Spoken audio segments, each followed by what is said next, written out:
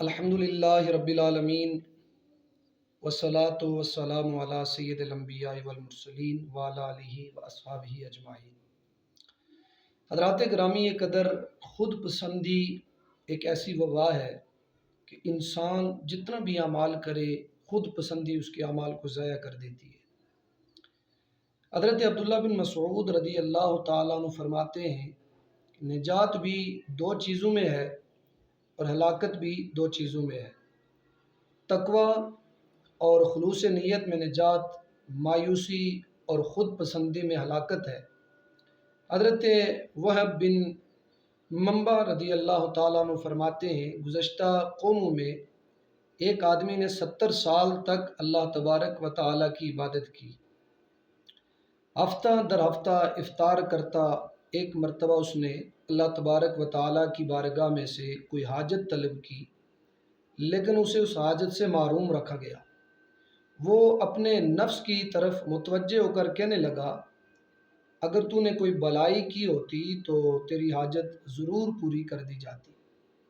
اسی وقت ایک فرشتہ نازل ہوا، اس نے خوشخبری دیتے ہوئے کہا، اے ابن آدم، جس لمحے تو نے اپنے نفس کو حقیر خیال کیا وہ لمحہ تیرے سابق ساری عبادت سے افضل ہے۔ پھر اسی طرح ایک اللہ کے بزرگ حضرت شبی علیہ رحمۃ الرحمن فرماتے ہیں کہ ایک آدمی چلا جا رہا تھا اور اس پر بادل نے سایہ کیا ہوا تھا۔ ایک دوسرے شخص نے دیکھا اور اسے دیکھ کر کہا کہ میں بھی اس کے سائے میں چلتا ہوں۔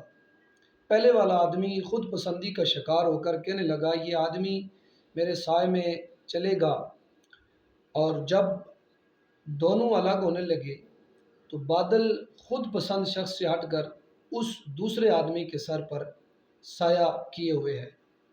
حضرات گرامی قدر، امیر المؤمنین حضرت عمر فاروق رضی اللہ تعالیٰ عنہ فرماتے ہیں کہ تیری توبہ کی اصلاح تیرے گناہ کو پہچان لیتی ہے۔ پھر فرمایا کہ اور تیرے اعمال کی اصلاح خود پسندی سے کنارہ کشی ہو جاتی ہے۔ تیرے شکر کی جو اصلاح ہے اپنی کوتاہی کو شناخت کر لیتی ہے۔ حضرت عمر بن عبدالعزیز رضی اللہ تعالیٰ عنہ جب خطبہ ارشاد فرماتے تو خود پسندی کے خوف سے خطبہ درمیان میں چھوڑ دیتے اور بیٹھ جاتے، اور جب دوران تحریر کچھ چیز لکھنی ہوتی تو اگر انہیں خود پسندی پر سوچ پڑتی تو اس کاغذ کو پھاڑ ڈالتے اور اللہ تبارک و تعالیٰ کی بارگاہ میں عرض کرتے، اللہم انی اعوذ بک من شر نفسی یا الہ العالمین یا احکم الحاکمین، میں اپنے نفس کی برائی سے تیری پناہ چاہتا ہوں۔